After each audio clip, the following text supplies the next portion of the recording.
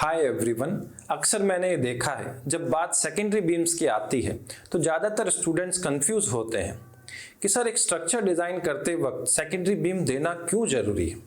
क्या होगा अगर हम इसको नहीं प्रोवाइड करें तो देन इसमें स्टील बार्स कैसे अरेंज होते हैं, इसकी डिटेलिंग कैसे होगी, and at last major difference क्या है सर एक प्राइमरी और सेकेंडरी बीम के अंदर। तो चलिए इस वीडियो में मैं आपके इन सब क्वेश्चंस के आंसर करूंगा in the most practical way.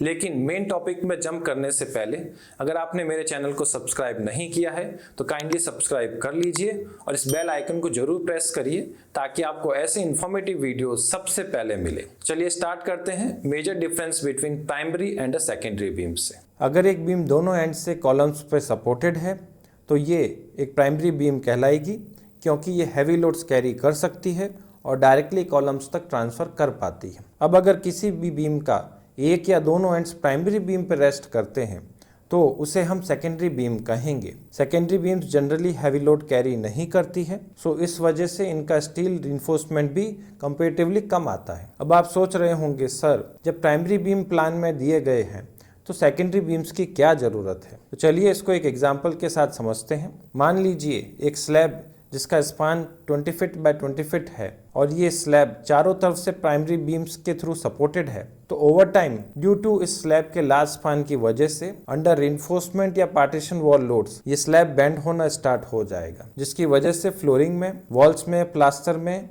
Cracks आएंगी। यहाँ तक कि फॉल सीलिंग में भी क्रैक्स आने की संभावना है। इन्हीं प्रॉब्लम्स को देखते हुए सेकेंडरी बीम स्लैब में प्रोवाइड की जाती है ताकि स्लैब की स्टिफनेस बढ़ाई जा सके और वो इतना बेंड नहीं खाए अंडर द वॉल और heavy furniture loads. Without secondary beams slab serviceability check में हमेशा फेल होंगे। अब जानते हैं कि सेकेंडरी बीम्स की जनरल साइज क्या होती है। अगर ओपन स्पान 16 फीट तक है तो इसके लिए 9 inch by 1 feet deep beam सही रहेगी, और अगर ओपन स्पान 25 फीट तक है तो इसके लिए 9 inch by 1 feet 6 inch deep beam सही रहेगी। अगर आप ईटेप सॉफ्टवेयर में सेकेंडरी बीम्स का डिज़ाइन सीखना चाहते हैं तो मैंने ऑलरेडी एक डिटेल वीडियो बनाया है जिसमें बताया है कि सेकेंडरी बीम्स के एंड्स पर मोमेंट्स क्यों रिलीज नहीं करना चाहिए। इस वीडियो का लिंक नीचे डिस्क्रिप्शन बॉक्स में आपको मिल जाएगा। अब बात करते हैं उन लोकेशंस की जहां सेकेंडरी बीम्स देना बहुत ज़रूरी होता है, जैसे कि पार्टीशन वॉल के नीचे बीम्स देना मस्ट है।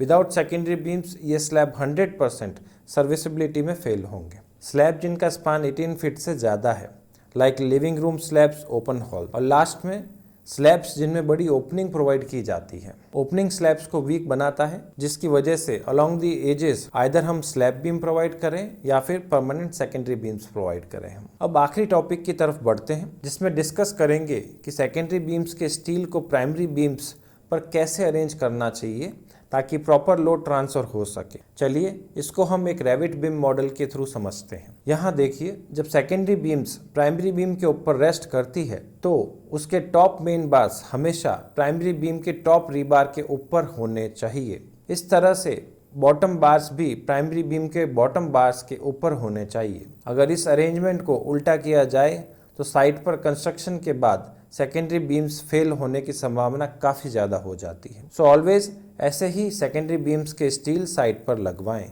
बीम मॉडल में क्लियरली दिख रहा है कि सेकेंडरी बीम प्राइमरी बीम पर इस जगह कंसंट्रेटेड लोड ट्रांसफर कर रही है। इस वजह से हमें एक्स्ट्रा सैडल बार्स भी प्रोवाइड करने चाहिए ताकि लोड्स इवनली डिस्ट्रीब्यूट हो सके, वरना प्राइमरी बीम पर क्रैक्स डेवलप होने के चांसेस बढ़ जाते हैं। मिनिमम 16 mm के सैडल बार्स जिनकी बैंड लेंथ 3 फीट हो बीम के लेंथ के अलोंग प्रोवाइड करना चाहिए। तो इस तरीके से सेकेंडरी बीम्स में स्टील प्रोवाइड करें ताकि कोई भी फ्यूचर में फेलियर की संभावना नहीं बने। गाइस, ये सिर्फ बिगिनर्स के लिए बेसिक गाइडलाइंस है। अगर आप एक पूरी आरसीसी बिल्डिंग की डिज़ाइन सीखना चाहते हैं तो हमारा complete structural design course join कर सकते हैं।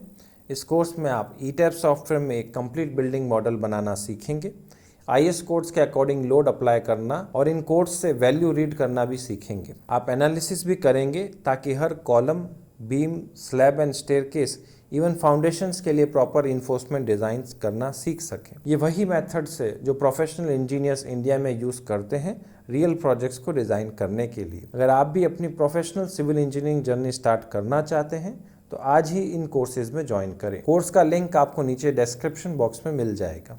थैंक यू इस वीडियो को देखने के लिए।